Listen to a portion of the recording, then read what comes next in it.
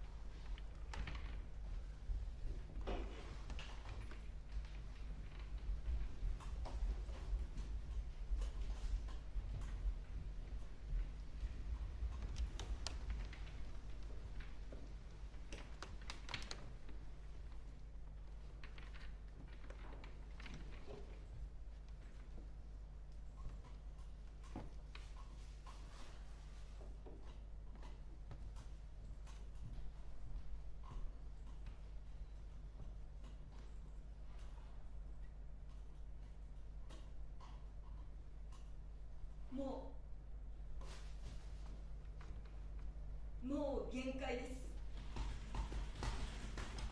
これまで何度かお伝えしたように、私は法を犯してはおりません。道徳に戻ることも人の道に反することもこれまで一度だってしたことはありません。だから私が謝罪しなければいけない理由は今もって何一つ思い当たらない。ここで謝罪してしまったら私が私を裏切ることになる。自分で自分を陥れることになる。もちろん私だって小さな嘘をついたりちょっとした過ちを犯したことはあります。でもあなたたちがやってることは大きな嘘です。取り返しのつかない過ちです。暴力です。言葉には言葉でも暴力の言葉には暴力ではない言葉で対抗しなければと私は思ってきましたし、実際そうしてきました。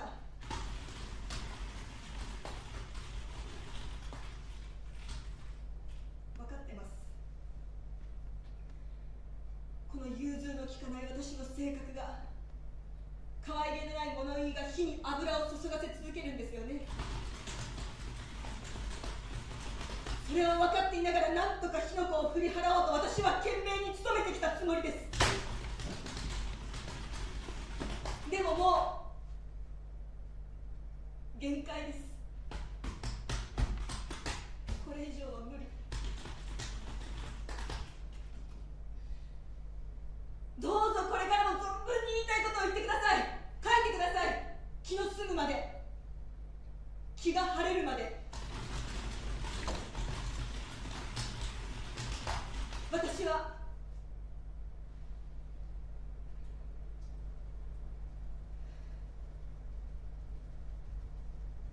この世界からいなくなります。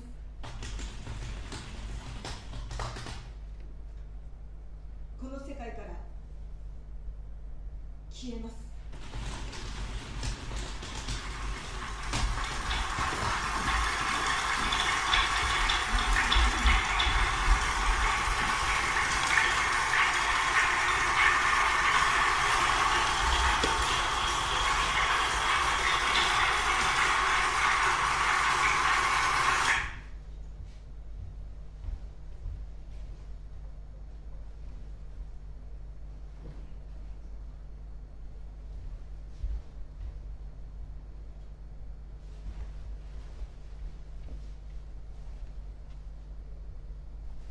今降格されてる気がする。降行動確認つけられてるってことだよ。確信はないけど、なんか視線が刺さる。そっちは嫌がらせとか抗議とか圧力とか全然？コメントの書き込みも？あ、そう。いや、この間の集会、あの後からなんだよ。時折見られてるような、監視されてるような。そっちは本当に何もないんだね、君自身にも。法に触れることなんてやってない。集会だって市民の権利、そうだろ？いや、行く。今度の日曜も予定通りやるべきだ。やらないと。とにかくそっちに何かあったらあったで教えてくれないか。了解。じゃあ。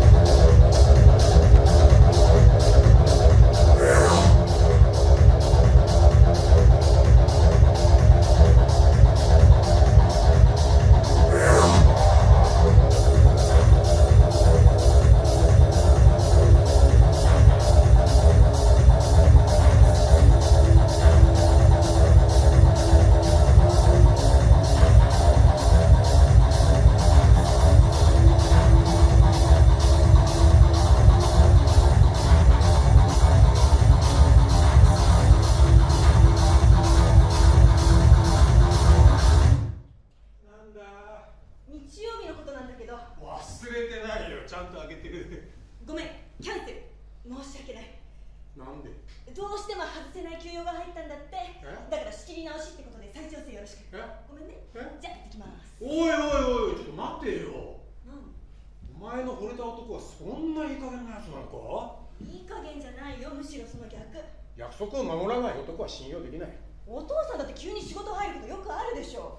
どうしても外せない休養だって言ってるん。こっちだって外せない休養を無理して外したんだ。どうしても今度の日曜って言うから。何の休養なんだ？何も聞いてないし聞かされてない。でもすっごく恐縮してた。きちんと謝っといてくれって。謝るのも人任せか。責任感のないやつだ。決めつけないでよ、まだ会ってもないのに。いいか、その人がどんな人間なのか、その人の取る行動で大抵は。まだ会ってもない人からいきなり電話かかってきて、すみません日曜日都合つかなくなりまして。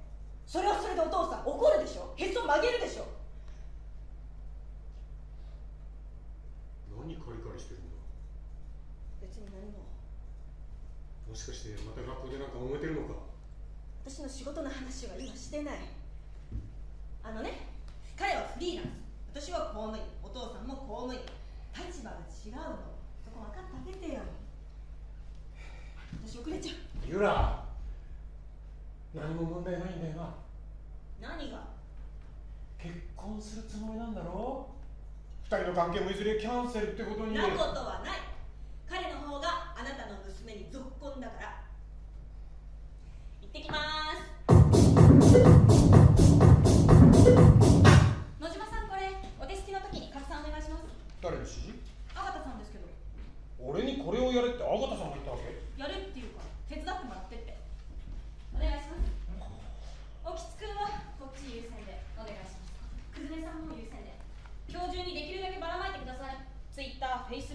何でもいいから件数を稼げってことです。今日中に。この藤巻教授の件もう蹴りついたんじゃなかった？まだ叩き足りないんじゃないですか。でも藤巻教授は次第の先生だよ。民間の人だよね。それが今また風向きが微妙になってきたってことじゃないですか。野党の議員が絡んできたのが気に入らないってことだな。そういうことですか。小坂さん、これもちろんやりますけど、この仕事って達成感ってものがまるでないですよね。何愚痴？こんなことで世論が動きます？動かすためにやってるの。マスコミに負けたくないでしょ。マスコミに張り合ってるんですか？知ってる？帝都新聞のネット版、毎日そこら中のネットカフェ難民50人くらい雇って印象操作やらせてるんだから。マジですか？裏は取れてないけど。いやいや、俺らネカフェ難民じゃないです。れっきとした公務員だし。公務員なら黙って仕事。すいません。黙って仕事。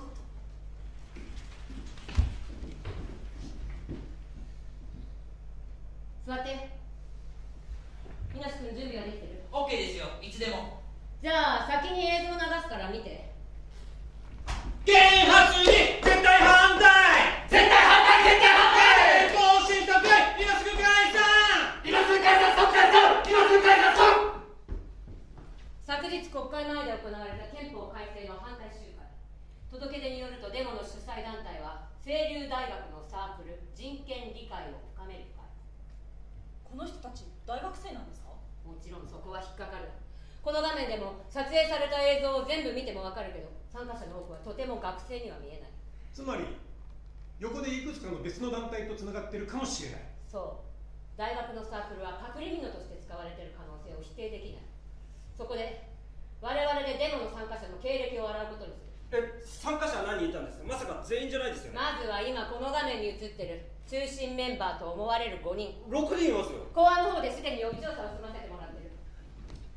左端から順に解約やめろのプラカードを持っているのが泉田幸太郎31歳。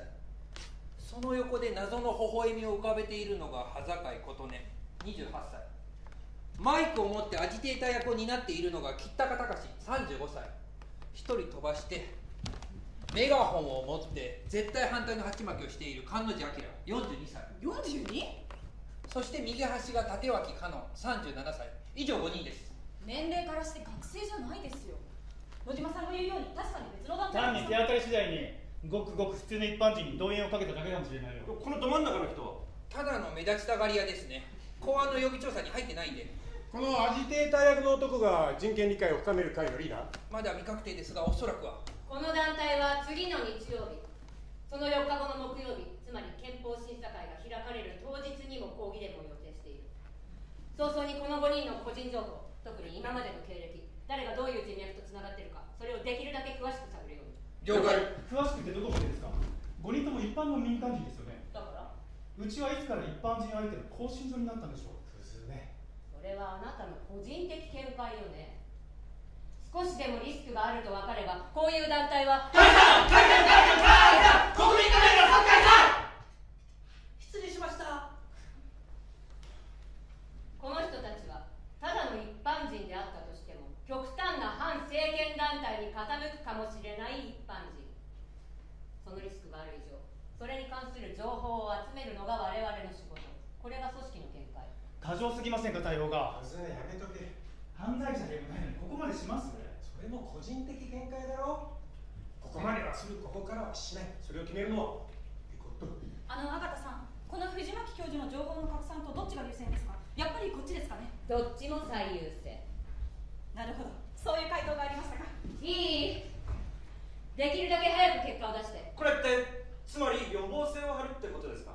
この人たちは今はまだ特に悪いことはしてないけど、いずれすっげえ悪いことをする可能性は全くのゼロじゃないから、今のうちに素性を徹底的に調べ上げ、必要たらばネットにフェイクコメントを流したりして、できれば弱みの1つ2つ3つ4つ掴んどけ。これも国を守るための立派な仕事。嫌なら外れてもらって構わない。やりますやりますよ、安根さん、一緒に。すぐに取り掛かって。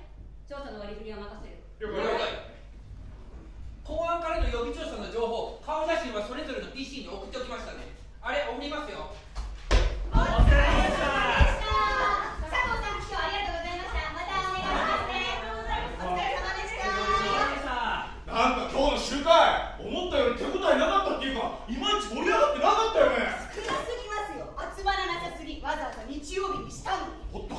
打ち上げないと。こんなんじゃせっかく来てくれてる北川君に申し訳ないよ。呼びかけまでやってもらったのに。いや僕は全然。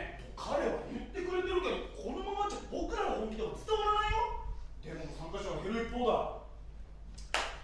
憲法改正に疑問を持ってる人は少なくないんだから、その人たちを行動で示すように買い立てなきゃ。ネットでのデモの告知の仕方変えませんか？そう、絶対それ。問題はネットの広報ですよ。すいません、まあそれもあるかもしれないけど、大事なのは中身だよね。主張の中身。いや数は大事ですよ。大事だよね。なんだかんだ言って結局民主主義って数は力主義だから。そう、絶対人数ですよ。数は力。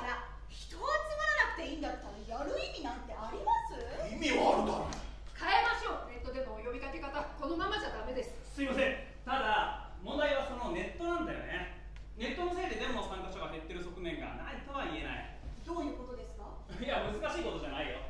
政治的発言はネットで叩かれやすいから。ああなあ、お前は間違ってる。何を知っててそんな妄言を吐けるんだ。もっと歴史を勉強しろアホ。さっさと引っ込め。うちのサイトでもアホアホアホアホってアホが36個。ただそれだけのコメントが書き込まれたことあるよね。運が悪ければ誹謗中傷が毎日ひっきりなしに何百件と来るようになってあげく、住所や顔写真までさらされる。政治的発言に口出ししてくる人って自分なりの信念を強固に持ってる人が多いですからね。相手を論破しなきゃ気が済まない好戦的な人が多いんですよ。だから政治に無関心ってわけじゃないのに、そんなことに巻き込まれるのはごめん被りたい。デモに参加するとかそういう目立った行動は取りたくない。そう考える人は結構いると思いますよ。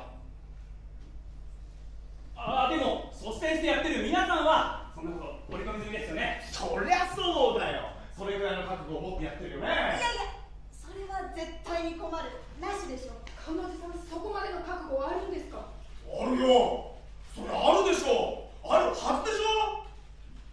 でも俺ネットに自分の意見なんて書いたことないけど。そこは書きましょうよ。検討する余地が大きいのはネットの告知じゃなくて、そもそも今のデモのやり方でこと足りてるのかってことじゃないですか。でも数は力主義ってさっきデ言ったよ。モに人を集めなくたって少ない人数でもできることはあるんじゃないかってことですよ。少ないなりの方法が。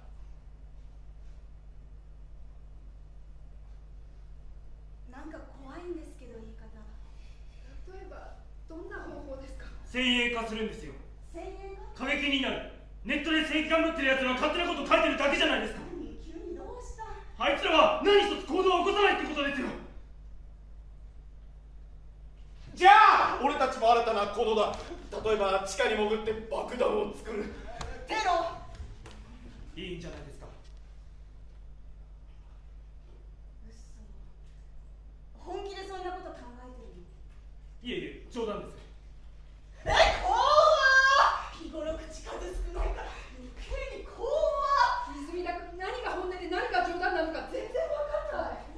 冗談です。それじゃ犯罪集団じゃないですか。嫌ですよ、警察に追われる身なんて。今だってもう十分付け狙われてるかもしれないよ。何それ、付け狙ってるって警察に？官庁ですよ。官庁？聞いたことないですか？官房情報調査室。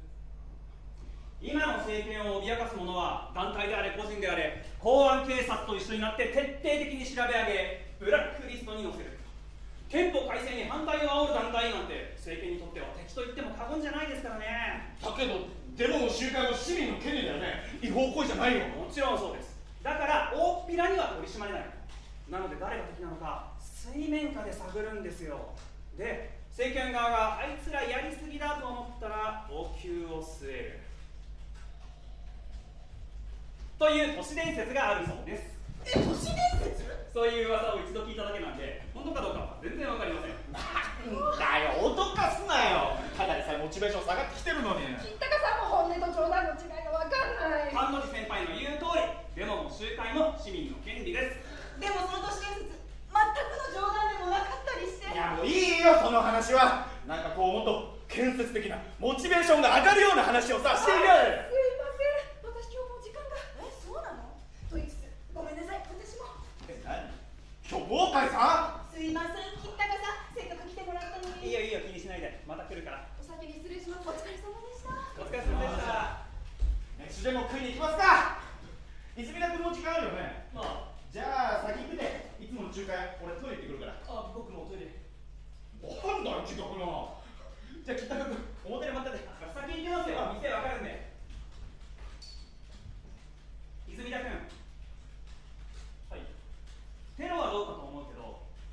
先鋭化するって発想、僕はありなんじゃないかと思うよ。一つのメタファーとして。先に行っててください。すぐ追っかけますんで。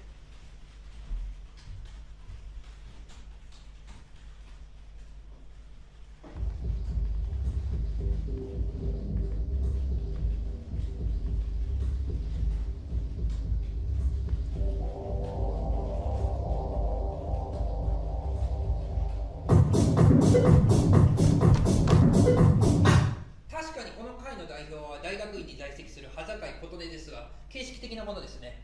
本人は留年が続いている状況で、デモや集会の時だけ顔を出しているようです。ただ他団体とのつながりは特にないようです。立脇香音もその可能性はないと思います。この中で抗議デモの実質的リーダーは吉高隆ではなく菅野寺明です。菅野寺と吉高は直接の知り合いではなかったようですが、清流大学の先輩後輩で、菅野寺がデモに協力してくれるよう後輩の吉高に持ちかけたようです。いや、それは多分逆じゃないか。逆？吉高はフリーのライターで食ってる。そうなんですか？そのこと公安の情報に入ってました。情報は自分の足で稼ぐ。にしてもこのところ公安の基礎調査雑すぎません？申し訳程度のことしか調べてないじゃないですか。今隣の芝生はどうでもいい。そして吉高隆は会のメンバーでもない。今回も憲法改正の動きをルポとして書くために吉高の方から参加させてくれと頼んだという流れだ。潜入取材ってことですか？そう見て間違いないと思う。ただ吉高の他団体とつながっている形跡は今のところないですね。菅野寺もその形跡はありません。じゃあこの5人は人権理解を深める会としても個人的にも誰一人他団体とのつながりは特にないのね。ですね。一見落着ですか？いや、引き続き調査は続ける。続けるんですか？吉高隆がどんな視点でルポを書いて、それをどの媒体を使って発表しているのか、それを知る必要がある。ネットなんじゃないですか？根拠は？手っ取り早いし、だからこそ私たちだって利用してるわけで。これはまだ断定できないが、吉高隆はいわゆるプロ市民じゃないかと。プロ市民？じゃあ左翼ってことじゃないですか。吉高はこれまでも政治絡みで社会運動に発展した事案には現場に一人で乗り込んでいってルポを書いてるとの情報があった。左翼の立場で？過去のルポもまだ入手できてないので、どこまで左に寄ってるかはわからない。広く読んでもらうために割と穏健な筆致なのか、それとも歯に衣着せず政権に対して好戦的なのか。分かった。それじゃあ今後の調査は吉高隆を主な対象とする。小桜興津は野島さんのサポート、どういったところに取材をかけているかを掴んで、組織個人問わず。了解。久常富氏は引き続き菅野寺明、吉高とより結束していく動きがあるかどうかを探って。了解。野島さん、人権理解を深める会が以前にもやった抗議デモの映像を送っておきましょうか。助かる、頼むよ。結構ありますけど全部送ります。送ってくれ。了解。久常君、あと野島さんもちょっと残ってください。はい。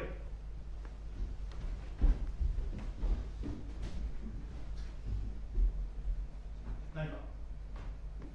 これ見て。藤巻教授への嫌がらせ、官庁が必要な印象操作か。同時進行で拡散している藤巻教授の件で、この記事が帝都新聞のネット版に出た。いつですか？まだ1時間も経ってない。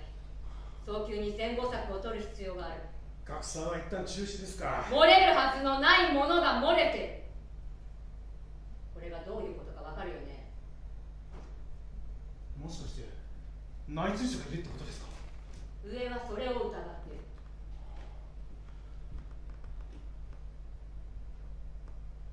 あなたじゃないよね。は？バカ言わないでください。いるとしたら公安ですよ。根拠は？俺たちが今何について動いてるか知ってる。基礎調査は公安に頼んでるんだから。面白くないんですよ。下ばかりだけが増える一方で、自分たち主導の調査対象がどんどん減ってるんだから。だから腹いせに公安が官房情報調査室にお気を据えた。そうですよ。十分根拠ありますよ。我々が何について動いているか知ってはいても、ここまで詳細に知ることはありえない。あなた、我々の調査対象が一般人にまで広がってきていること、心よく思ってないよね。それで俺を疑ってるんですか？そうなの？不愉快ですよ。というかくだらないと思ってますよ。あることないこと SNS に投稿しまくる正義を振りかざして、俺たちがやってることは今や芸能人の不倫を叩きまくる匿名のネット中毒者と一緒じゃないですか。政治家でもない、誰かの弱みを見つけたそばから憂さ晴らしのようにあげつらう、実にくだらない、そう思ってますよ。でも俺は内通者じゃありません。そう。それで野島さんは？俺も疑われてるんですか？だって野島さん反感持ってるでしょ、私に、私のやり方に。なるほど。どうなんですか？見くびられたもんですね。クズネと違って私はこの仕事を憂さ晴らしだとは思ってない。でもクズネと同じで裏切り者にはならない。分かった。話は以上。自分の仕事を進めて。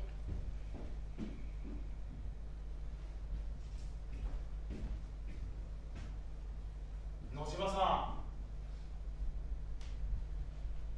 この仕事に誇りを持ってますか？どうだろうな。でも働いてる人のごくごく一部なんじゃないか、そういう人は。何話って？端的に聞く。国会前で抗議デモに参加したことあるか？なんで？最近頻繁にやってるじゃないか。憲法改正反対の反政府集会、抗議デモ参加したことあるのか？あるけど、でも言っとくけど、反政府デモじゃない、憲法改正に反対してるの。何回？なんで？今まで何回参加した？ちょっと待ってよ。お父さんが政府に関わる仕事してるからって、私がどんな考えを持つかは私の自由、私の基本的人権でしょ。お前は公務員、高校の教師だ。そんなの分かってる。教師は政治的中立を守らなきゃいけない。だから選挙活動は法的に禁止されてる。でも私が参加したデモは民事党に1票入れてくださいとかそういうことじゃない。ただの意見表明。教師は意見も言っちゃいけないの。私間違ってる？間違ってね。よかった。ユラ、お前が間違ってるのは、間違ってないことはみんなが分かってくれる、そう思ってるんだ。そんなこと分かってるだろう。間違ってる間違ってない、正しい正しくない、それを決めるのは法律じゃない。世間の多くの人の印象だ、イメージなんだ。例えば頻繁にガールズバーに通っている男性教師を生徒の親たちがどう思うと思う？例えばくだらなさすぎる。くだらなくない。少なくとも親はそんな先生に自分の子供を任せたいとは思わない。同じようにデモに参加している先生は政治色の強い偏った考えの教師だとみなされる。お父さんは私にこの世の中に幻滅しろって言ってるの。幻滅？私は世の中を良くしたいと思っちゃいけないの。正しいと思ったこと口にしちゃいけない。おかしいおかしいと思いながらただただ押し黙って生きていかなきゃいけないの。一人一人正しいと思ってることは違う。だったらなおさら意見を言い合わなきゃ接点なんて見出せない。それで痛い目にあっただろ。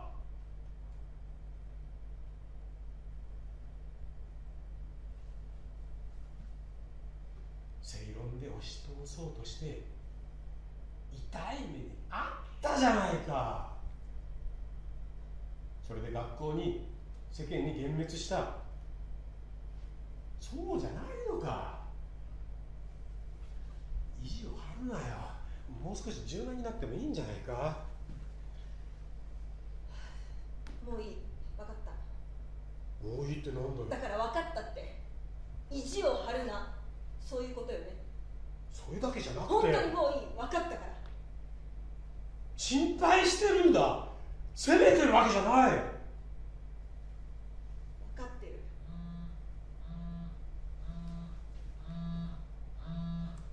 ちょっとあれ、すぐ終わるから。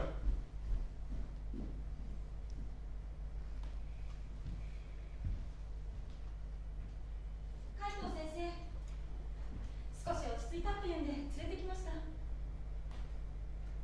大丈夫？教室に戻れる？はい。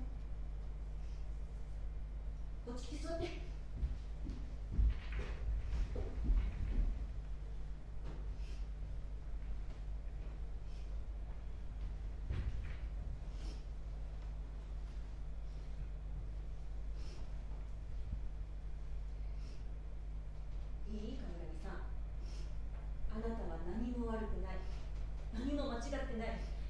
まずそれを忘れないで。悪いのは今井さんたち。そうでしょ？先生、あの人たちに注意したんですか？したわよ。余計なことしないでください。どうして？ひどいことしたのはあの人たちなのよ。もっとひどくなる。もっとひどいこと裏垢に書かれる。もっと怖いことになって、もっと。冠城さん、落ち着いて。大丈夫よ、そんなことにはならないから。ごめんね。先生がもっと早く気づいてあげるべきだったよね。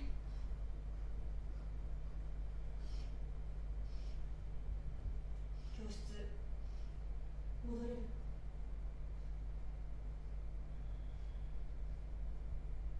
戻った方がいいんですよね。今日はもう家に帰しましょう。どうしてですか？ゆっくり休んでもらって、それからまた。冠城さんは被害者です。おかしいですよ。どうして被害者が逃げ帰らなきゃいけないんですか？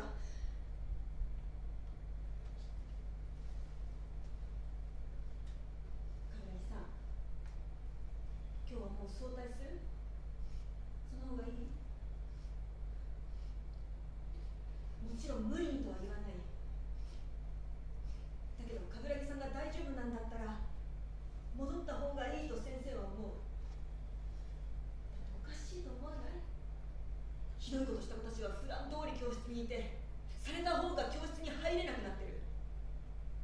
変でしょ、そんなの。だから冠城さんが少しでいいから勇気を出して教室に戻って、毅然とした態度をみんなに示してあげた方がいいと思うの。どう？戻りたいし、戻った方がいいんだろうなって思うんですけど。先生、一緒に行くからね。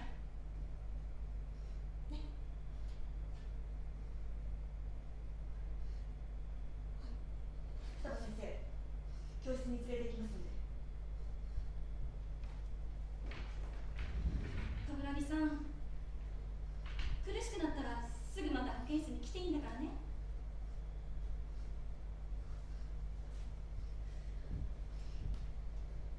よし、行こう。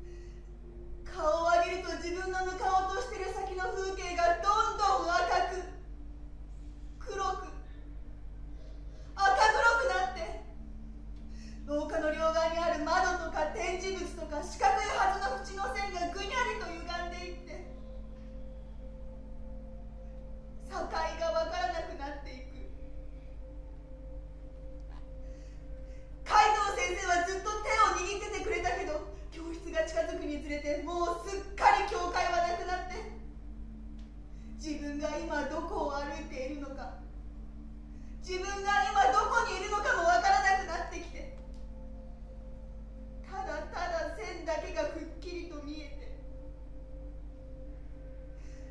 しゃがみ込んで泣いてしまった。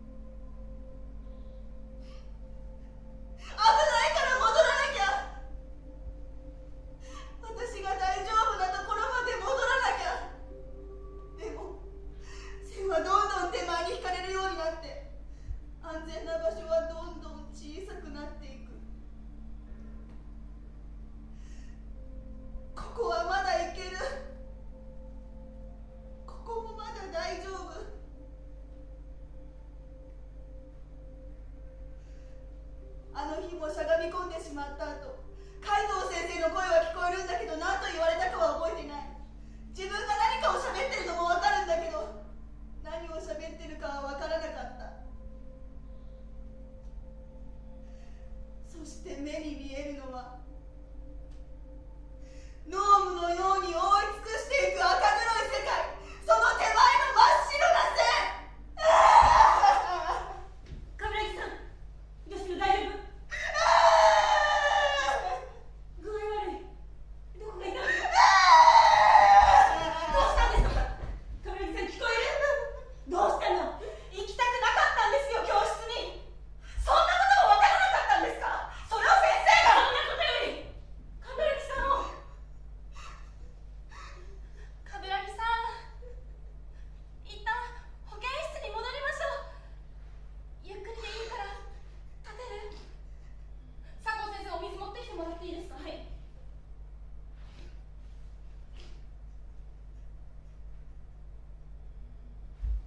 ちょっと待って、冠城さん、冠城さん。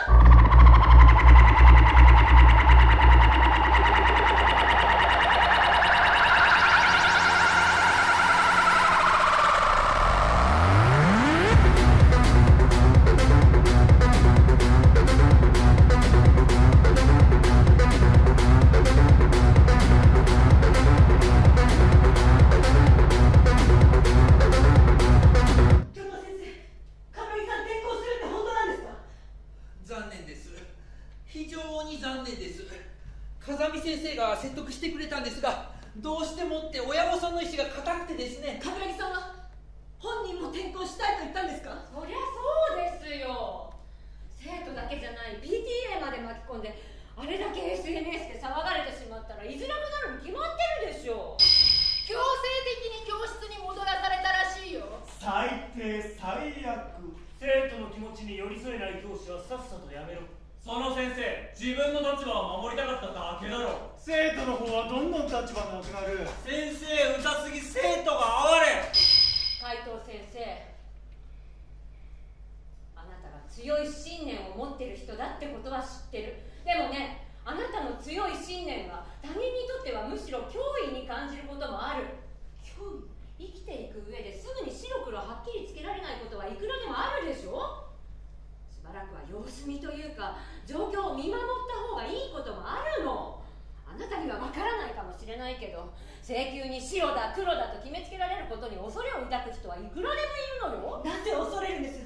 自分に火がなければ恐れることなんて何も。いつ自分も同じようにあっという間に黒の立場に追いやられるかわからない。そのことといつも隣り合わせ。そう思って生きるのはしんどいでしょ。怖いでしょ。でも冠城さんは白です。何も悪くないんですよ。教室を出ていくべきは冠城さんをいじめてた今井さんたちの方ですよね。先生、教育委員会もまだ判断してませんから。何をですか？本当にいじめがあったのかどうか。海藤先生、分かってますか？先生がことを荒立てなければ鏑木みなみはこの学校を辞めなくて済んだかもしれないんですよ。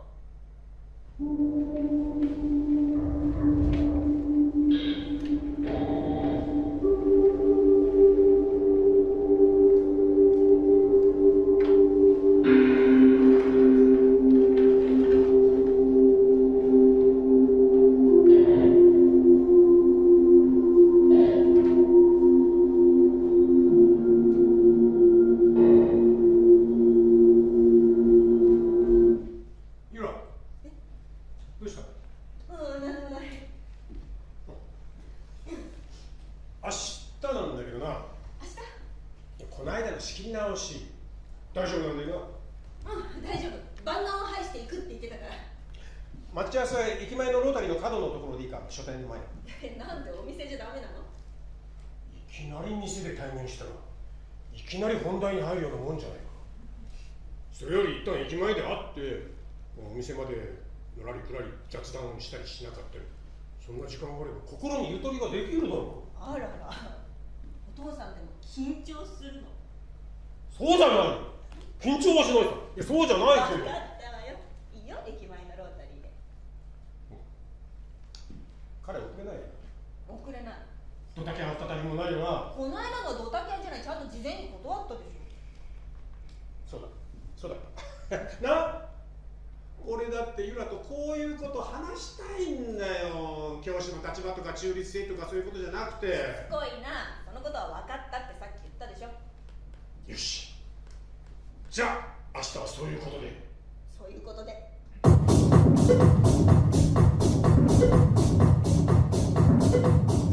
読んだよ。毎日ちゃんと目は通してる。そうだな、ちょっと上から目線になるけど正直に言っていいかな。君はまだ遠慮してる。なんていうか熱量が足りてない。音声じゃなく文字でしか伝えられないんだから、もっと熱量、情熱、闘志、そういったものをむき出しにして文字にしないと。この間みんなの前で先鋭化する、過激になると言った時の君、ものすごくパワーがあったじゃないか。怒りのようなものがあった。そう、これは紛れもなく闘争、戦いだからね。反対勢力は徹底的に、それこそ完膚なきまでに叩き潰さないと。完膚なきまでに。そうだよ、意見だって戦わせなきゃダメなんだ。論争、論戦って言葉だってあるじゃないか。遠慮することはないんだ。君の本気を一語一語に反映させて書かなきゃ。わかりました。やってみます。期待してるよ。じゃあまた連絡するから。失礼します。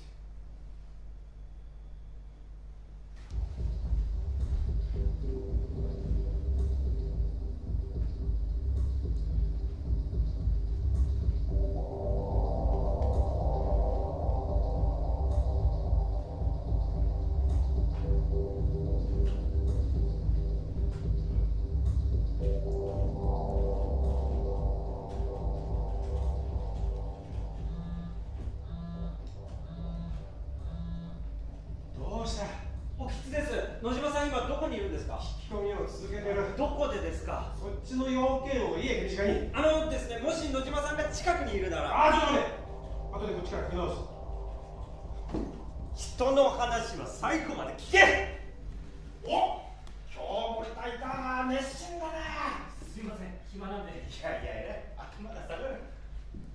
お、サイトのリニューアル、まだ時間かかる。そうですね、もう少しかかりますかね。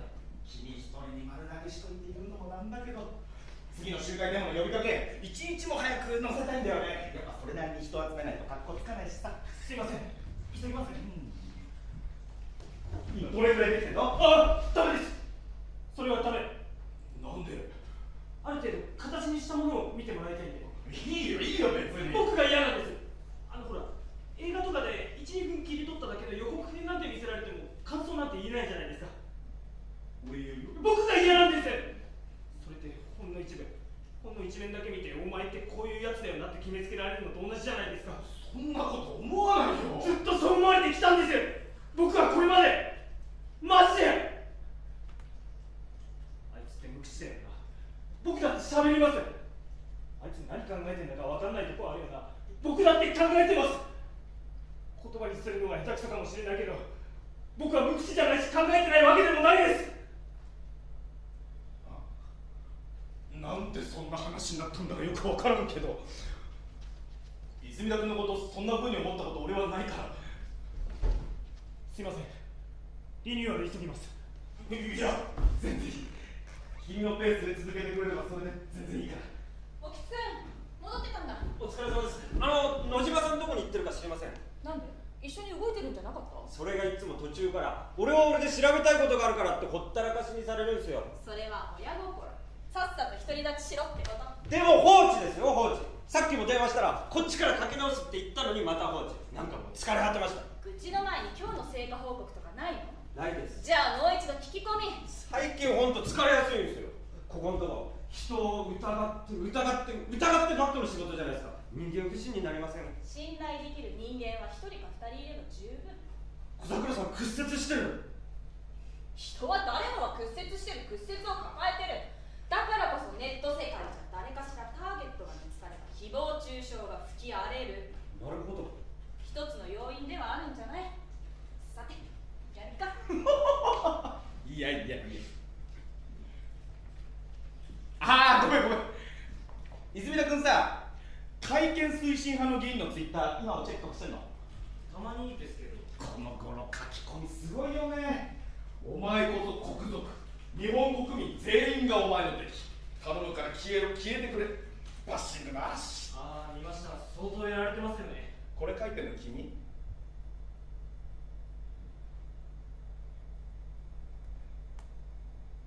違いますよ。あ、違うんだ。違います。全く違うんだ。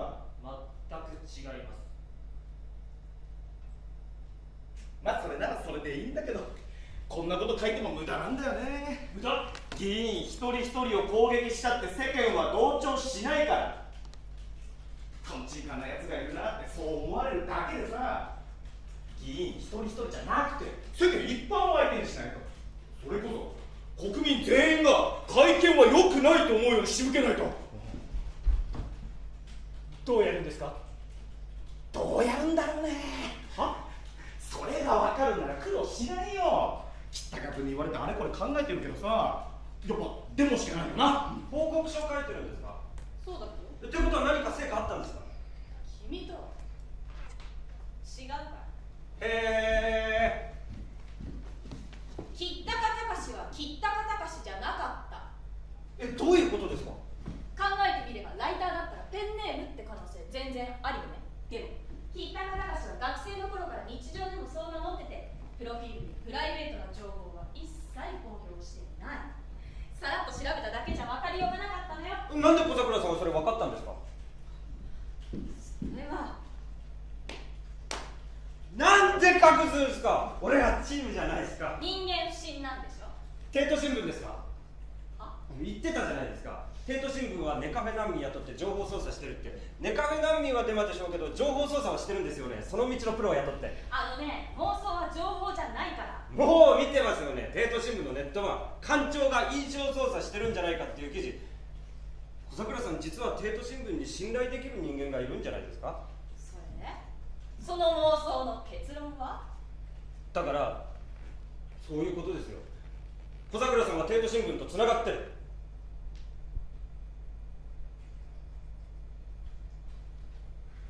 当たりですか？みんなには黙ってて。絶対言わないで。と私が言ったらどうする？おきつくん。違うんですか？どっちなんですか？話はおしまい。もう何も言わないで。ちょっと出てくる。あ、帰るなら遠慮しなくて帰っていいから。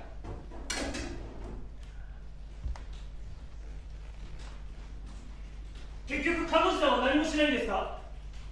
何も今考えてるっていうのは何もしないのと同じです。あんなデモなんか何度やったって大衆は振り向かない。でも他にやることないから次もやっとくか。ただの自己満足じゃないですか。何を恐れてるんだ君は。何かを発信し続けないと君はいないことになってしまうのだ。ただただ社会に埋没していってしまう、孤立してしまう、そういうことか。それを恐れてるのか？何もしないよりはずっといい。あんなものはゴミ当然だよ。時の感情に任せて無鉄砲に無秩序にやりゃいいってもんじゃない。小桜さん、今から僕独り言を言いますけど、もし耳に入っても独り言なんですいません。この間僕野島さんにも聞いたんですよ。野島さん、なんだ、この職場に誰か帝都新聞にリークした者がいるんじゃないかって噂を耳にしたんですけど、それって信憑性あるんですか？なんで俺に聞くんだ？それは野島さんのこと僕は人生の死だと思ってます。それはありがとうよ。リークしたの野島さんですか？そうだ。と言っても俺どうする？びっくりします。それだけか？いや、びっくりしますけど、そのびっくりを受け止め、野島さんはナイツ社、その事実を受け止めて仕事を続けます。なあ、それでいいんじゃないか。なんか小桜さんと同じなんですよね。なんかすっきりしないっていうか、中途半端に疑いを残すっていうか。ほんとイラつく。あんたって本物のバカなんだね。それ独り言ですか？なわけないでしょ。そこのバカに言ってんの。何か疑問に思うこと、心に引っかかることがあるんだったら自分で調べなさい。あんた何でもかんでも人の言葉を鵜呑みにするわけ？答えなくていい。おきつ、お前が内通者だって言われたら、そうか俺内通者なんだってあんた思うの？答えなくていい。ただ人から聞いたことは情報でも何でもない。聞いて調べてまた聞く、この繰り返しで裏を取って初めて情報ってもんになるの。分かる？答えなくていい。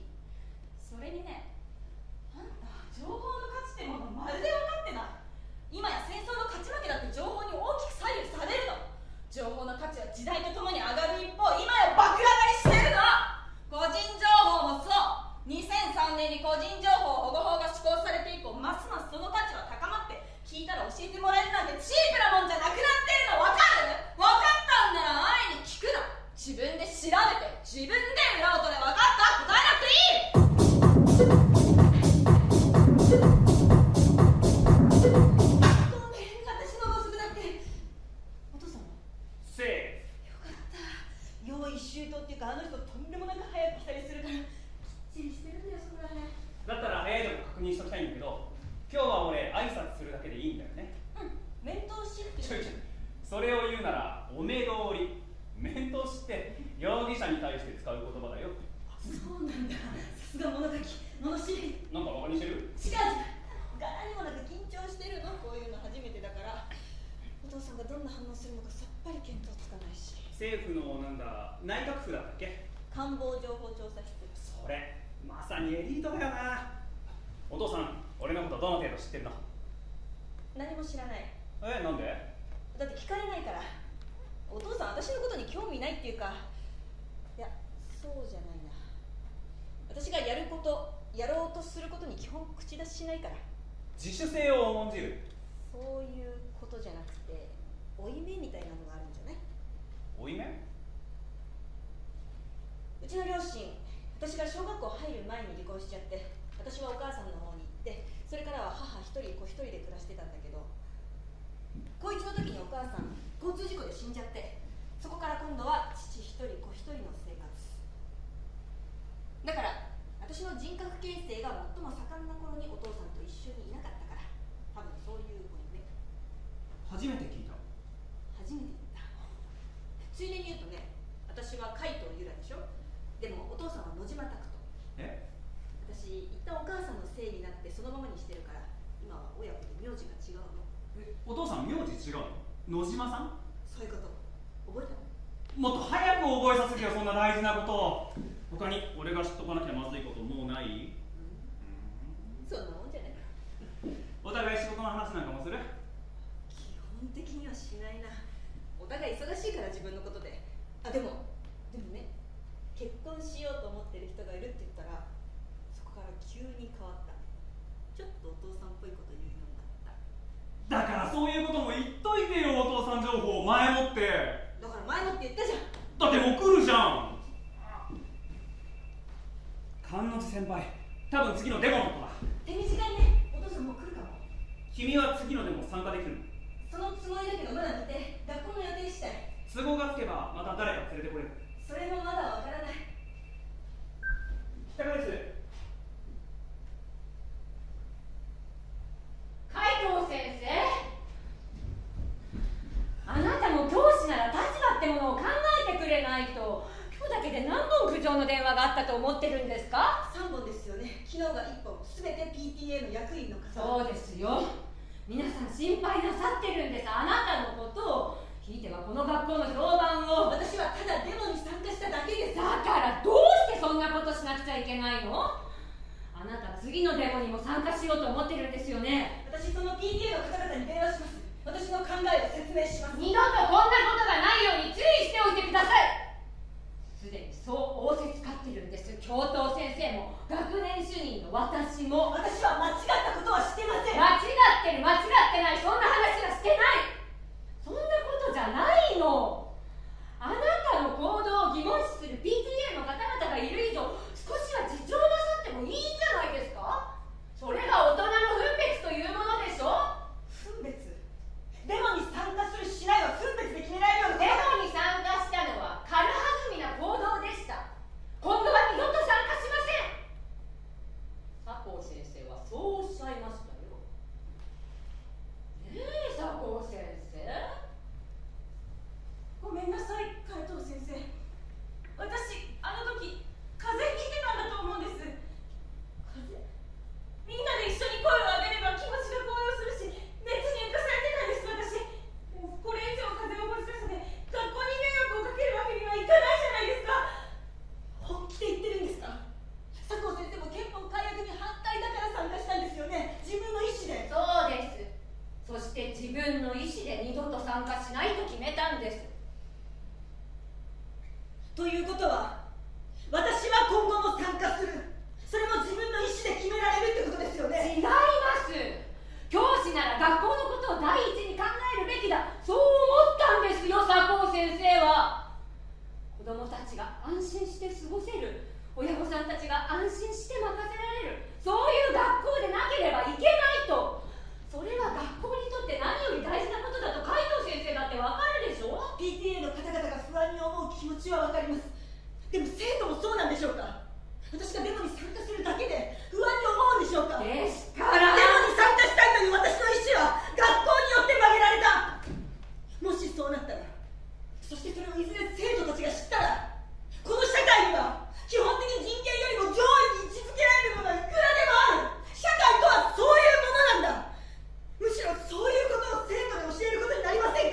ご自分で決めてくださればそれで結構です。教頭先生、確かに学校が必要以上に介入することではないのかもしれません。ただし不安視する方々がいらっしゃるのも事実です。ですから先生の考えを文書に書いていただけますか。 PTA の方々にはそれをお渡しすることにします。わかりました。海藤先生、これだけは覚えておいてください。不安に思う方々は時に必要以上に反発します。大きな声を上げます。これでもかと不安がきれいさっぱりなくなるまで続くこともある。たとえ先生からの文章を読んだとしてもです。そのことを分かった上で今後どうなさるのか、ご自分の意思で決めてください。いいですね。そうします。ゆら、早いな、まだ15分前だ。さすがに今日はね。で、私より早く来た彼は今あっちで電話中。残念、ドタキャンじゃなかったか。またそんなこと言う。仕事は大丈夫だったの？仕事？忙しいんじゃないの？ここのとこ帰り遅いし。学校だってほとんどないだろ。仕事はね。そういえばお父さんとこってズーム会議とかあんまりやらない？学校だってほとんどないだろ。私は一時期会議結構やったよ。あれ不思議な感覚になるんだよ。自分が今どこにいるのか分からなくなる。分からなくなる？会議終わって退出ボタンをポチッと押せばもう自分の部屋、瞬間テレポート。会議をしてた形跡はどこにもなくて、職場と自宅の境界がなくなったような落ち着かない気分になる。それに人数が多いと音声だけで出席している人もいるから、突然声だけが降ってきたりするわけ。顔のない声が。海藤先生、ごめんね。私、教育基本法にも地方公務員法にも違反してませんと言ったんだけど、風見先生、全然聞く意味なくて。あれも落ち着かないんだよね。表情が見えないからその人の発言を言葉通りに受け取っていいのか、何かしら含みがあるのか、なかなか読み取れないわけ。基本的人権は何よりも優先されなければいけません。人間が生まれながらにして持っている権利ですから、当然です。それで思ったわけ。もしズーム会議で顔が見えなくて、その上発言が音声ではなくチャットのように文字だけで出たらどうなるんだろうって。行きたくなかったんですよ、教室に。そんなこともわからなかったんですか？それが大人の分別というものでしょう。その言葉は私にどんな風に聞こえるんだろうって。ゆら、お前やっぱり学校でなんか揉めてることがあるんじゃないのか？なんで？ないよ、何も。本当おか？父さん心配しすぎ。だってお前鏡見てみろ。今から別れ話でもするみたいな、1万でいいからお金貸してと言い出しそうな顔してるぞ。だとしたらそれはあなたのせい。あなたからの遺伝の問題。いやだからもっと可愛らしく、愛らしく、愛らしい笑顔で。時間かかりすぎ。ごめん、なかなか電話切らせてもらえなくて。紹介します。はい、自己紹介。はじめまして、吉高隆と申します。半年くらい前から皆さんとお付き合いさせてもらってます。結婚を前提として。そんなこと言っちゃう？勇気なかった？いや、いいけど、いいんだけど、こんな路上でいきなり言っちゃう感じ？一つ聞いていいかな？あ、はい。吉高隆って本名？そうですけど、名前が何か？いや、娘からフリーで記者をやってるって聞いてたから、もしかしたらペンネームなのかなって思ってたんだ。でも、ペンネームは使ってます。あ、そうなの？媒体によって使い分けてる。そうなんですよ。もう節操がないぐらいさまざまな媒体に手を出してるんで、全部同じ名前だと都合が悪かったりするんですよね。いろいろと。具体的にはどんな媒体に？大手もありますし、小さなコミュニティや NPO 法人の機関誌とかにも書きますし。大手だと週刊マスガジェットとか帝都新聞ネット版とかにも書いてるんだよね。でも大手はまだまだ持ち込みがほとんどなんで、たまにしか載せてもらえないですけど、これから精進します。ペンネームは例えばどんな名前で？あ、ちょっとすいません。ゆらさん、何？君がデモに参加した時の写真がネットに上がってる。私の名前と学校名も出てる。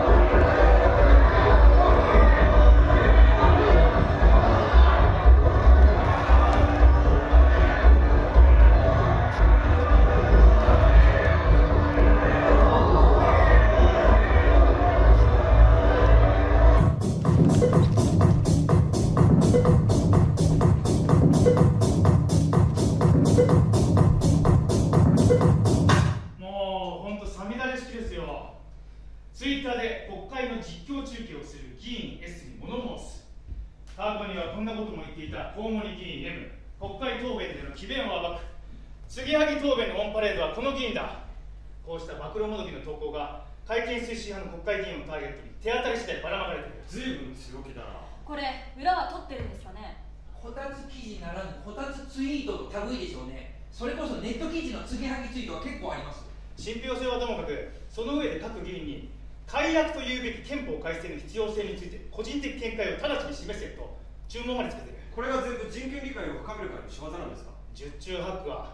というのもわざわざハッシュタグ人権理解を深める会と自らの会の名前をつけているものも少なくない。ここに来て承認欲求、会の認知度を上げたいってこと？第三者がそのハッシュタグを悪用している可能性は？まだはっきりしてませんが可能性は低いかと。これが本当に人権理解を深める会の仕業だとしたら大きく方針転換したってことですよね。健全なデモから議員への個人攻撃へ。なんか闇雲ですよね。無鉄砲すぎません？いやでもまあこの程度のツイートでなおかつターゲットが議員個人にとどまっている分にはまだ可愛いもんだよ。せいぜい頭に来た議員がこの会を名誉毀損で訴えるぐらいの責任だよ。政権にとっては場外乱闘のようなもの。しばらくは静観していればいいんじゃないですか。いや、これ以上暴走しないという確証はない。気になるのは議員の攻撃に方針転換したその理由がはっきりしないこと。外部の組織から何らかの接触があったのかもしれない。外部の組織？それに憲法審査会は超党派で作られているのに、ツイート攻撃のターゲットは圧倒的に民自党の議員が多い。俺そうでした。立民党、国民党の議員もお茶濁し程度にやり玉に挙げてはいるが、トーンが全然違う。いかがなものか、その程度だ。もしかして外部の組織って野党ってことですか？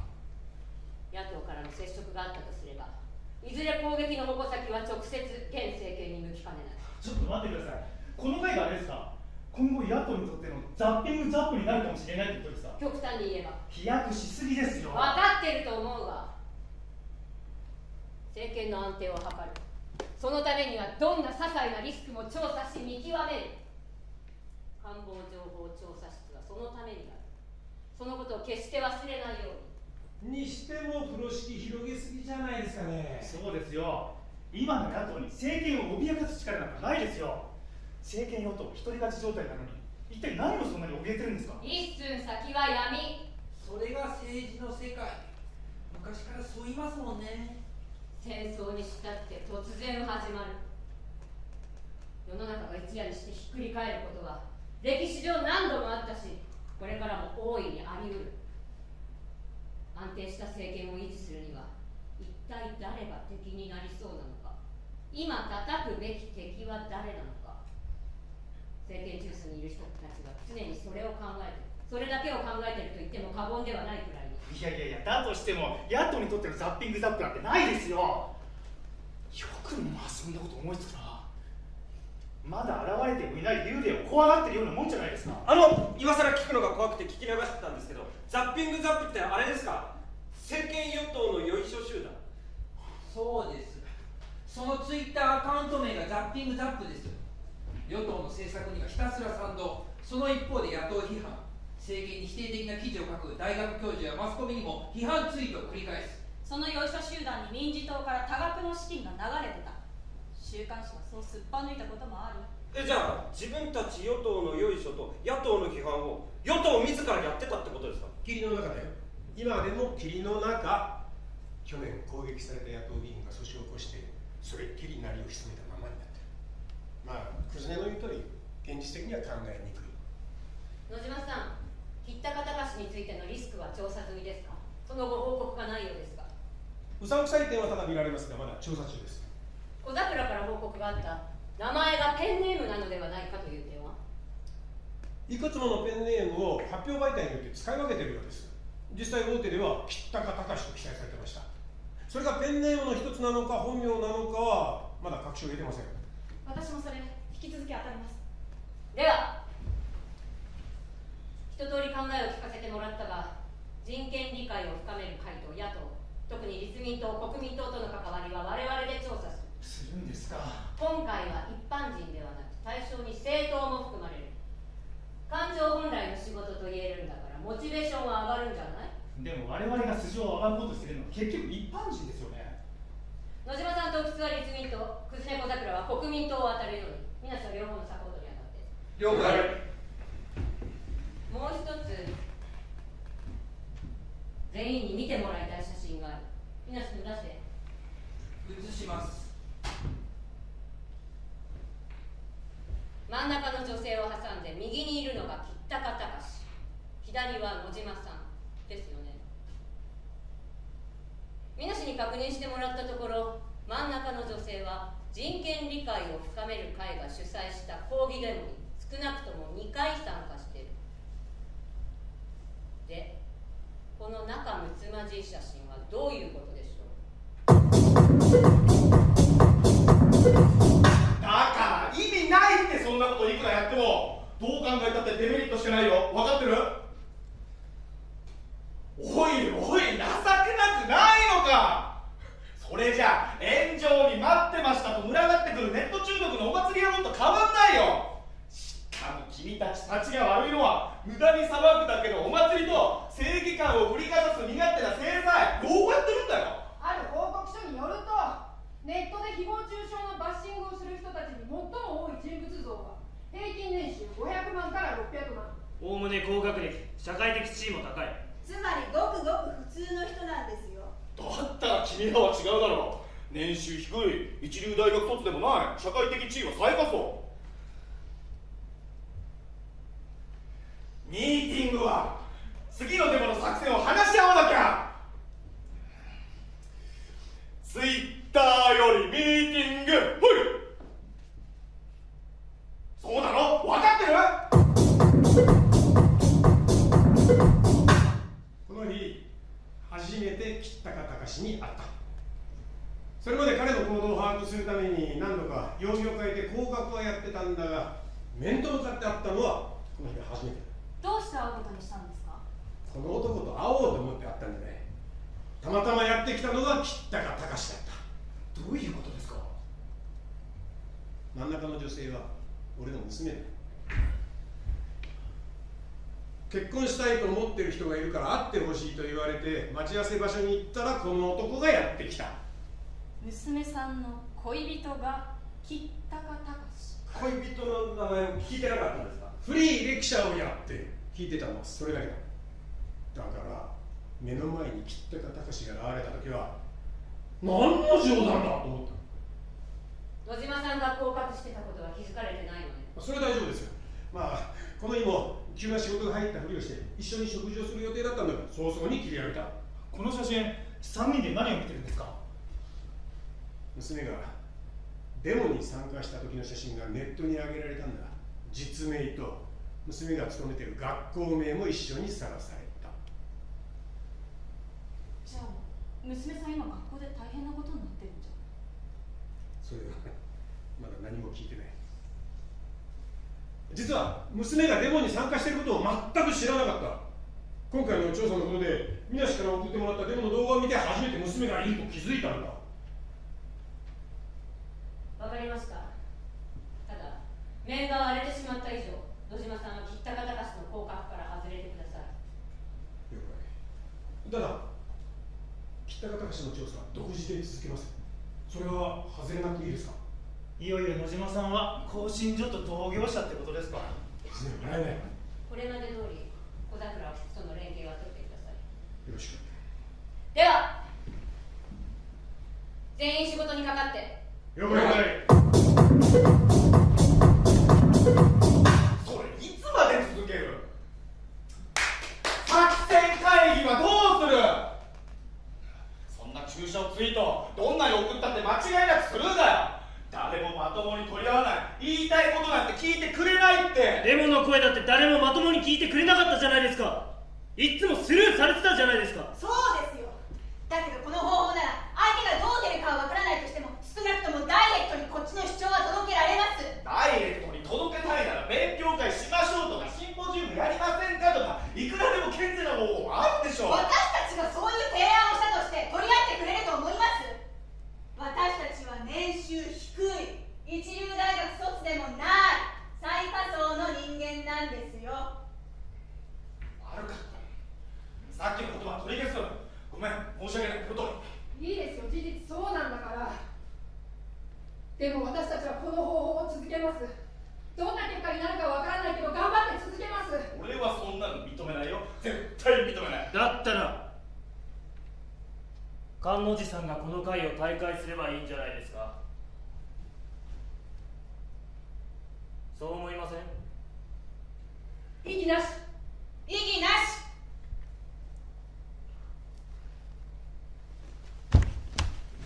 ああ、野島さんまだ出てなかったんですね。ああ、相当ショックですよね。まだ独身の僕には全然想像つきませんけど、それに娘さんもまたショックですよ。早々に引き上げたんでしょう。おきつさん。はい。さっきの写真撮ったのお前だろ。一度俺に野島さん今どこにいるんですかって電話してきた時あったじゃないか。あの時お前これつけてたんだろ。降格してた。野島さん、なんだ。さすがです。バレてましたか。バレバレだ。しかもつけるべき俺を見失うところも、それを挽回すべくイケシャーシャーと電話してきて居場所を聞き出そうとするところも実にお前らしい。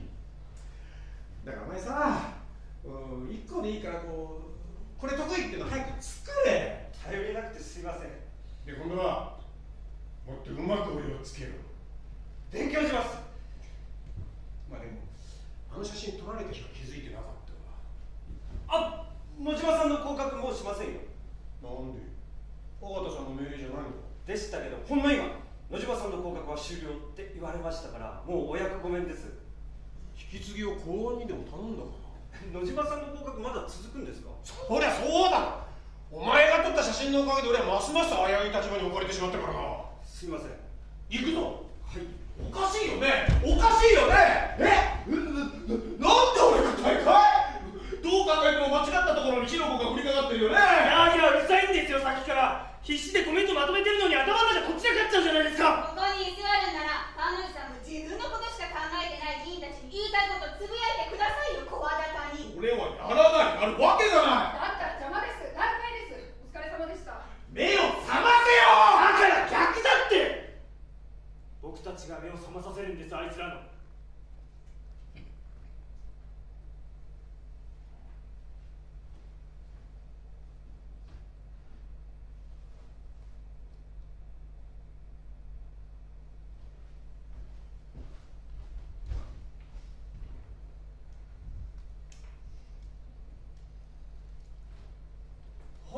ついに菅野先輩も合流してくれたんですね。違うよ。今俺が見てるのマッチングアプリ。はこの人たちもどんだけ本当のこと書いてんのかね。先輩そういうのよく利用してるんですか？一回もやったことないよ。俺こういうの全く信用してないから。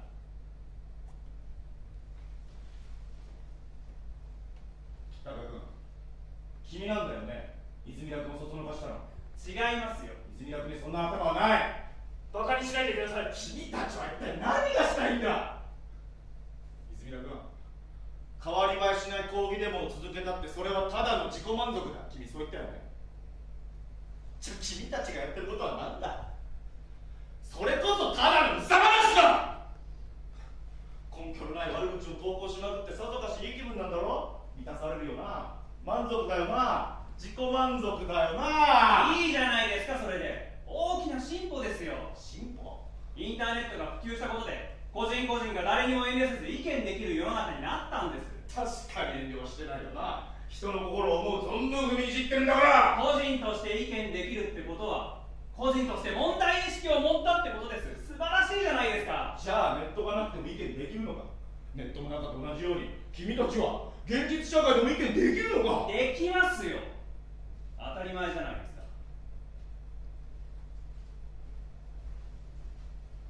現実社会でも意見できるのか。できます。意見できるのか。できます。意見できるのか。できます。だったら丸1週間、いや3日にインターネットを完全に遮断して時を過ごしてみろ。そうなってもそこには充実してる自分が、満足してる自分がいると自信を持って言えるか。君たちがご満悦なのはネットの中だけじゃないか。ネットだって現実ですよ。ネットも含めての現実社会ですよ。ったらハッシュタグなんかつけて彼の名前都合よく利用するんじゃない。堂々と実名で意見とやらを投稿しろよ。僕は物書きです。自分の言葉には責任持ちますよ。君たちは実名で意見できるのか。彼らは物書きじゃない。だって土俵が違うんだから。大体君は何なんだ。潜入取材とか言いながら人権理解を深める会を犯罪集団もどきに仕立てたいのか。書きたいのはそのルポか。君の目的はここにあるんだ。決まってるじゃないですか。現実社会をより良くしたい、それだけです。彼らだってそうですよ。そのためならどんな方法を取ったって構わないってことにはならない。泉田君、言ってみてくれ。君は一体何が怖いんだ。どういう意味ですか。自分の思うようにならない今の毎日、自分の理想とはかけ離れてる今の自分を取り巻く環境、それが生み出すのはこのままでいいのかという焦りだ、不安だ。それはやがてきっといつかは自分の存在さえ押しつぶしてしまうかもしれないという恐怖を自分に抱かせる。そしてその恐怖が言いようのない怒りを生み、ネットでの暴力を蔓延させるんだ。何か言ってあげなよ、泉田君。ご託はもういいです。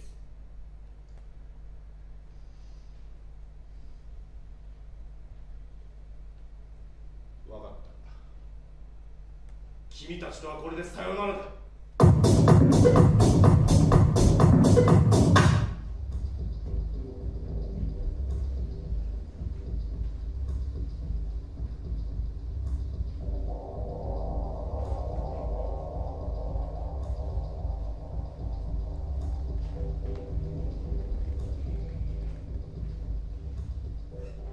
野島です。赤田さん、部室にズバリ聞きます。これまだ降格されてますか。ごもっとも。そりゃそうです。してないと言われても本当はしてるだろうと私は疑う。してると言われればしてないくせにと思う理由がない。つまりどっちみち私は降格されてると思って毎日行動するしかない。いや、初めて降格される身になって初めて思いましたが、嫌なもんですね。誰かに監視されてると思いながら生きるのは。忘れてください。絶えもない口です。ただこれだけは言っておきます。たとえ娘が付き合っている男であろうとみじんも私情は挟みませんので、そこまで疑われたら私はこれまでの自分のキャリアは全て無駄だったと思うしかない。そう思ってますので。りょう、どうしてこんなことになるんですかね、あなたは。これはもう看過できませんよ。苦情の電話が頻繁にかかってくる。ネットでも学校そのものが厳しい批判にさらされてる。冠城さんの時の日じゃないですよ。学校のホームページに載せることはできませんか。これは私個人のことであって学校とは一切関係ありません。そんなもの載せません。でも学校も被害者にされてしまったわけですから弁明すべきだと思うんです。そんなことしたら火に油を注ぐだけでしょう。海斗先生、ここは静かに冬眠するようにやり過ごしましょう。風見先生、今看過できないとおっしゃいましたよね。看過できないのに学校は何もしない、そういうことですか。何かするとしたら海斗先生の身体をはっきりさせるってことじゃないんですかね。風見先生、それも冬眠しましょう。向いてないんですよ、教師に。風見先生ということで学校としては冬眠しますんで、海斗先生個人の自由だ、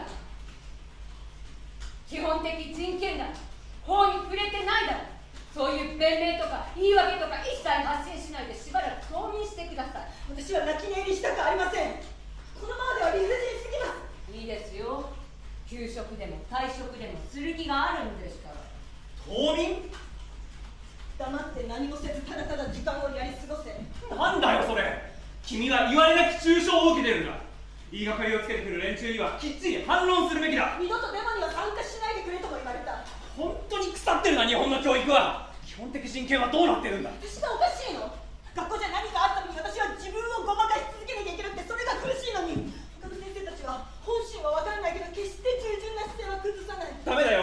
事なかれ主義の学校体質に染まっちゃう。それは分かってるんだけど、折り合いつけるのがどんどん難しくなってくるんだよね。ちょっと待って、君がデモに参加してるって、君のお父さんはどうやって知ったんだ？あの写真がネットに上げられる前から知ってたんだろ？そういえばそれは聞いてない。官庁だ。お父さん官庁なんだよね。官庁がチェックしてるんだ、官房情報調査室。まさか。そうだよ。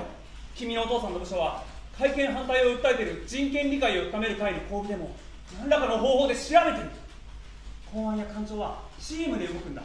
そしてどのチームが何を調査しているかはお互いに決して教え合わない。君がデモに参加していることを知ってるってことは、君のお父さん自身が人権理解を深める会を調べているチームの一員なんだ。お父さん、この間あったその前から吉高さんのこと知ってたってこと？そういうことになる。そうだよ、それで合点がいく。あの日もお父さん食事キャンセルして途中で帰ったじゃないか。あれは本当に仕事だったんだと思うけど。実は少し前から僕自身が誰かに尾行されてる。そうなの？いや、確信はない。はっきりとした確信はまだないんだけど、今でもその気配は時々感じる。それって官庁は人権理解を深める会の個人個人のことまで調査してるってこと？だとすると、誹謗中傷のコメントを送りつけてくる奴らにはやっぱりきっちり反論した方がいい。でもここで反論すれば学校への批判もますます拡大するよね。これはあくまで君個人の、そしてどうやら人権理解を深める会の問題にもなってきてる。でもこれは会がその場しのぎのいい加減な会じゃないことを表明するまたとないチャンスでもある。君も君の考えをごまかすことなくきちんと表明したいんだろ？それはもちろん。私個人への誹謗中傷は覚悟してる。よし、このことを会のメンバーにも伝えてくる。会としても次の講義デモまでに自分たちの考えをバンバン知らしめた方がいい。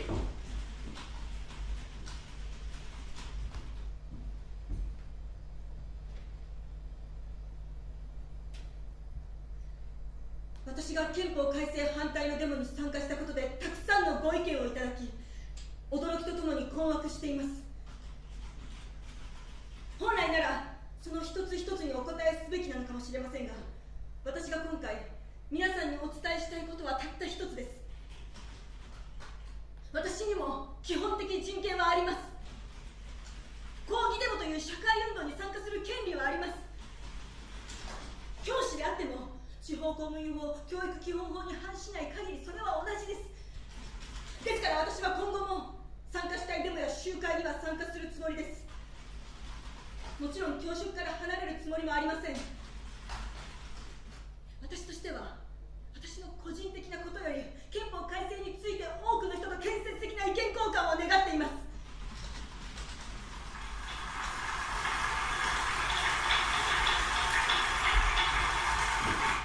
どうしてあんな奴らに反論なんかしたんだ？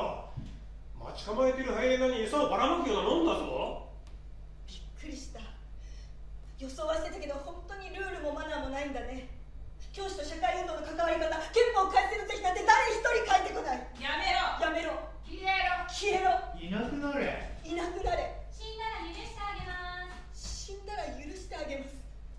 学校でのいじめと何も変わらない。納得いかないだろうが、学校の言う通り何もしないのが最も賢明なんだ。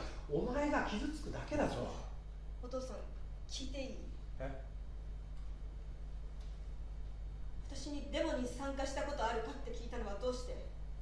私が参加したこと知ってたんだよね。どうして知ってたの？偶然映像を見る機会があった。仕事で？お父さんたちは人権理解を深める会について調べてるの。吉高さんや会のメンバー、個人個人のことまで調査してるの？ノーコメントだ。先生、残念です。どうして独断で走ったんですか？すみません。ほとぼりが冷めるまで共に戦う。共闘しなければ長引く。先生が学校がどんどん信用を失っていくだけなんですよ。学校は何の関わりもないことははっきりさせておかないと。記者会見を開いてください。記者会見？私がですか？そうです。あなた個人で。先生は今、学校は何の関わりもないと言いましたけど、あなた本校に勤務してるじゃないですか。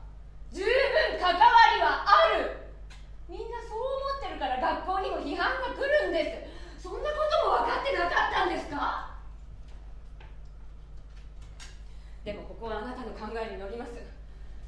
通用するか分かりませんが、学校は何ら関係はない、全てはあなた個人の問題、そうはっきり記者会見で言ってください。もし関係はあるじゃないですかとつつかれたら、そこまで考えが及んでいなかった、全ては浅はかな私の考えが引き起こしたことだと、そう釈明してください。でもそれは結局理不尽な誹謗中傷に屈した、屈服させられたってことになるんじゃないですか。理由付けはご自由にどうぞ。ご検討よろしくお願いします。頼みましたよ。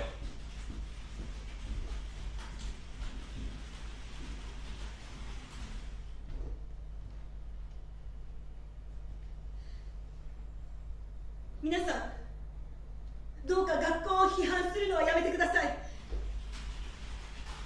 教師である私が憲法改正反対のデモに参加したのは全て私の意思、私の責任で行ったことです。学校はむしろできれば参加しないでくれと私に再考を促しました。それを私が押し切ってデモに参加したんです。学校に何ら非はありません。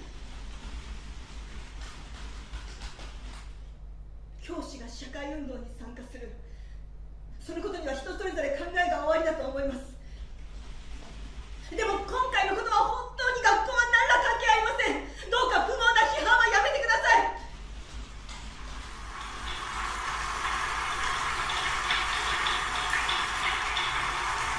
記者会見をやった方が良かったのに。考えたんだよ、よくよく考えたんだけど、その学校に勤務してることはどう捉えてるんですか。そう面と向かって問いただされたら返す言葉がないと思った。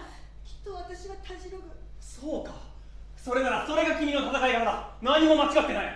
こうなったら個人としてバンバン反論するんだ。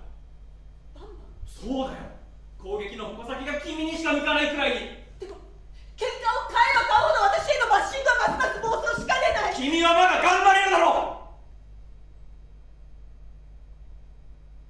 う。頑張るよ。とっくに心は折れかかってるけど、でも私は人権理解を深める会のメンバーがやってるような暴言まがいな意見はしないよ。それならそれでいいよ。会のメンバーのツイート、あれあなたが煽ってるんだよね。しばらく自分のことだけで精一杯で見てなかったけど、あれはひどすぎる。訴えられるレベルだよ。そもそも意見でも何でもない、私にさっさと死んでくれと言ってくる極端な人たちと同レベル。何言ってるんだ。極端な方がいいに決まってるじゃないか。この抗議デモを発端とする誹謗中傷がますます炎上すれば、その成り行きを誰だって無視するわけにはいかなくなる。わざと炎上させてるってこと？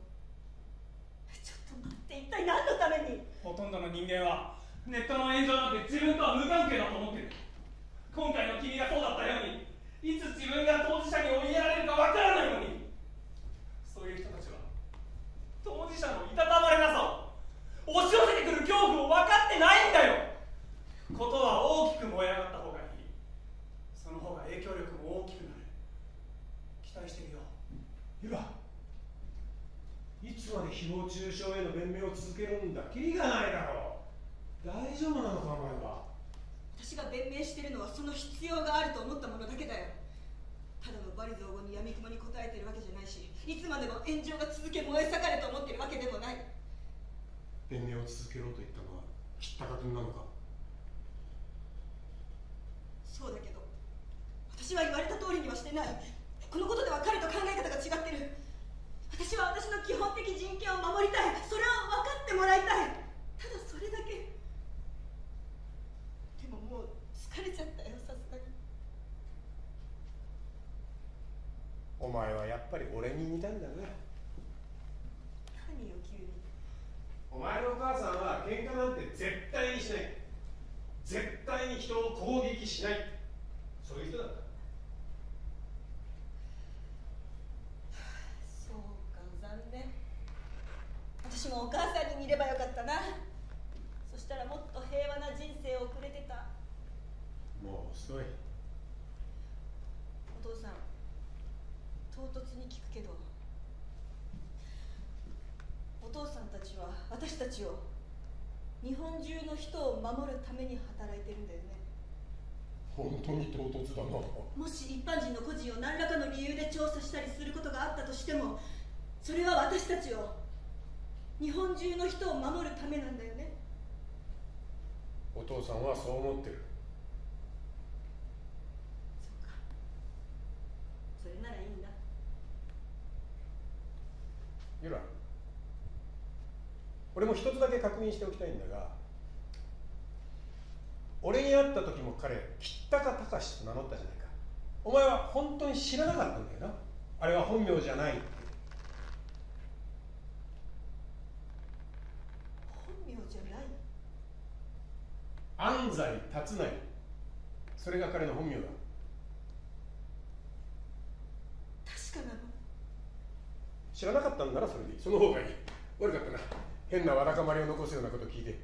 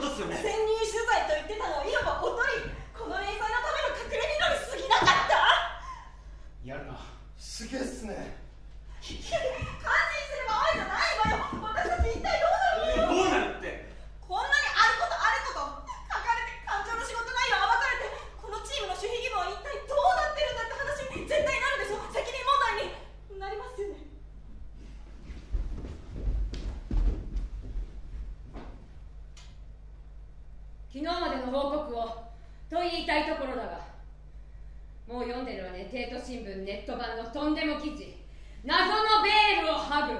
何なの謎のベールって。こんなに簡単にひっぺがされるベールじゃ謎もへったくれもない。そうよね。幸い重要機密については全く掴んでないようだが、書いてあることは深掘りはできてないとはいえデタラメではない。特に一般民間人の個人にまで調査が及んでると書かれてる部分、これが大問題。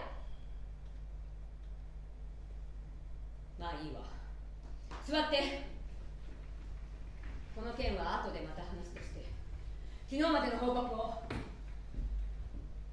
その記事が出てしまった以上、報告することに虚しいものがありますが、懸案だった野党にとってのザッピングザップ、その可能性はないです。ゼロと言っていいと思います。はいはい、そりゃそうでしょうよ。先鋭化の兆しがあった人権理解を深める会がみるみる弱体化しましたから。そうそう、それで安心したのがバカだった。バカだった。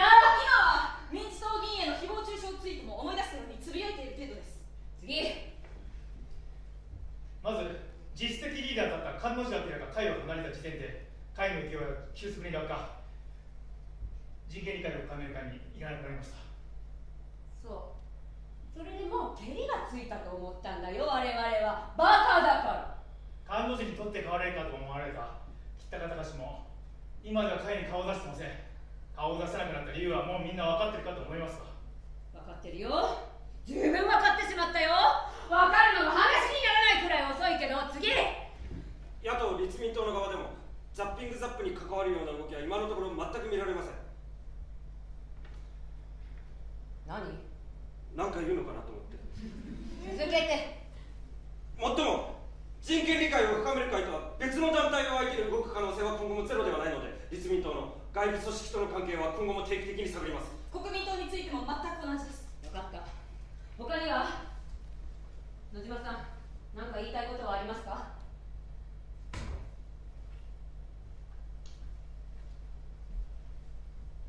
安西達成の件は私の娘とのつながりが出てきてしまって、そのことがみんなを油断させてしまったかもしれないと思って申し訳なかった。野島さんが謝ることじゃないですよ。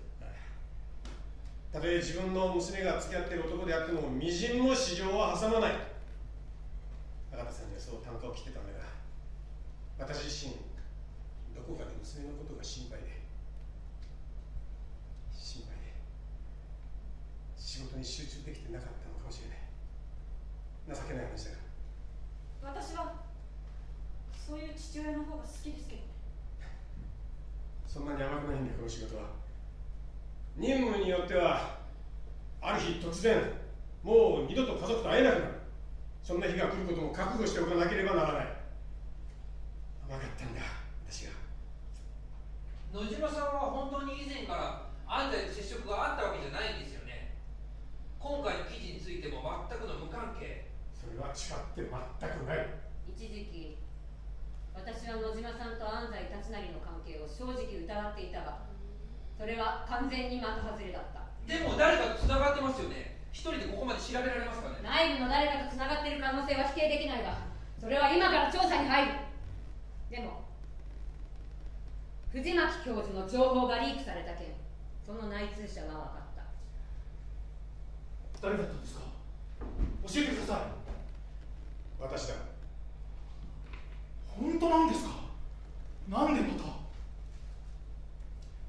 帝都新聞の知り合いから探りを入れられて概要を話した。理由は君が言ってたことと全く同じだ。国を守るのが我々の仕事。そう言いながら一般人の調査対象が増えてきて疑問に思うようになった。それじゃあ国って何だ？国民じゃないのか？どんどん時の政権を守ることに傾いてきてるんじゃないのか？この仕事は政権の保身の片棒を担いでるだけじゃないのか？それで話した。読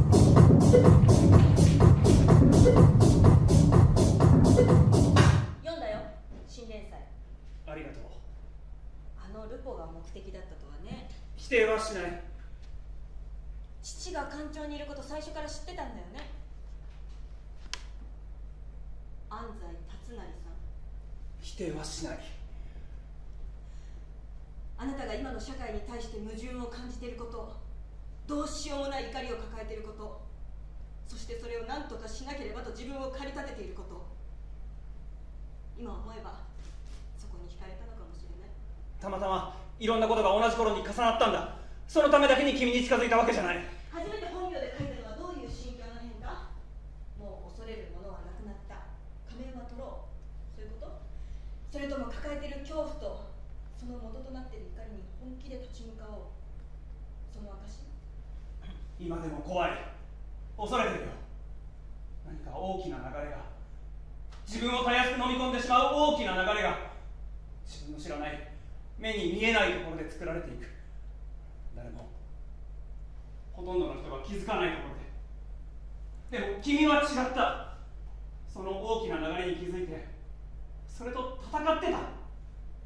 一人でたやすく飲み込まれてたまるものなどたった一人で、しかも隠れ身のなんか使わず本名で自分自自身を晒して。だから僕は。分かった。話してくれてありがとう。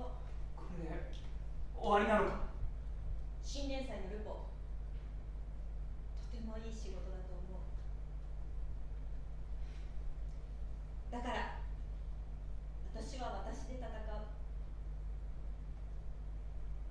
それじゃ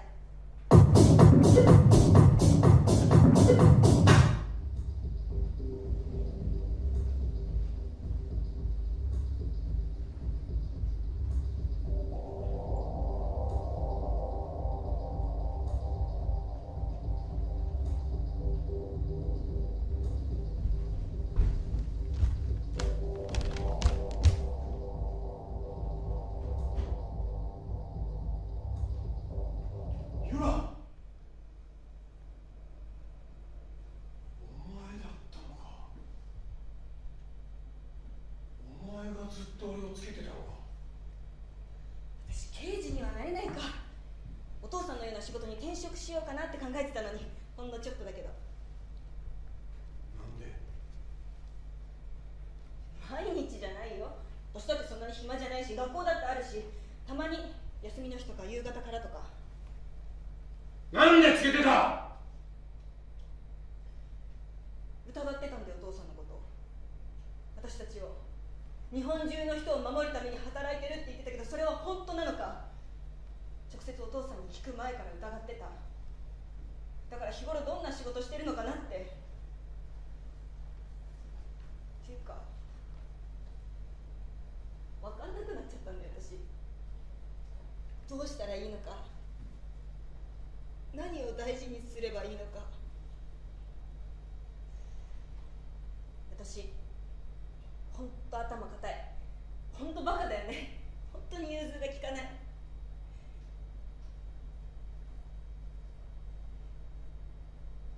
自分の意志を通すって苦しいね。でも自分を曲げなきゃいけないと思うのはもっと苦しいんだよ。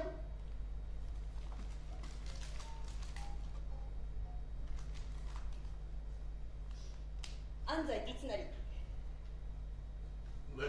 さっき会ってきた。そうだ。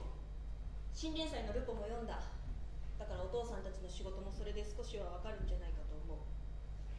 だったら親を尾行するのはもうおしまいだ。おしまいだね。ねえ、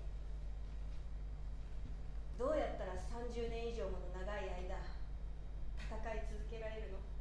戦ってなんかいない買いかぶりだ。俺も流されて飲み込まれてまた流されてここにいる。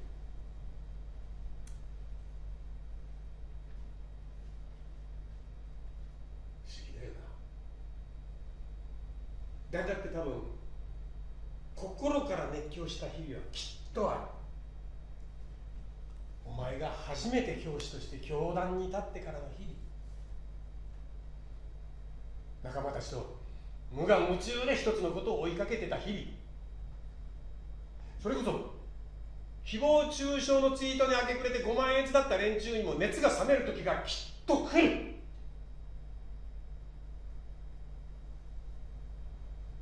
そしてやっと俺も気づいたんだ。気づいた？俺はこの仕事に向いてない。向いてなかった。定年まであと2年だというのに、この年になってやっと分かった。はっきり向いてない。人を疑い続けるのは気持ちが疲れる。熱狂していたあの日々で一体何を俺は得ようとしてたのかな。国のためと言いながら本当に国のためになってるのか。果たして国とは誰のことなのか。そしてどんどん冷めていく。私にもあの日々は何だったのか、あの日々で何を一体何を得ようとしていたのか、そう思う日はきっと来る。でも何もこの年になるまで待つ必要はないんだ。生きてきた長さは関係ない。あの日々をどれだけ過ごしたかというその時間の長さも関係ない。いつだって人は歩みを止め、思いとどまり、別の道へ歩き出していい。そう思わないか？そうだね。多分そうなんだと思う。だからお父さん、館長を辞めることにした。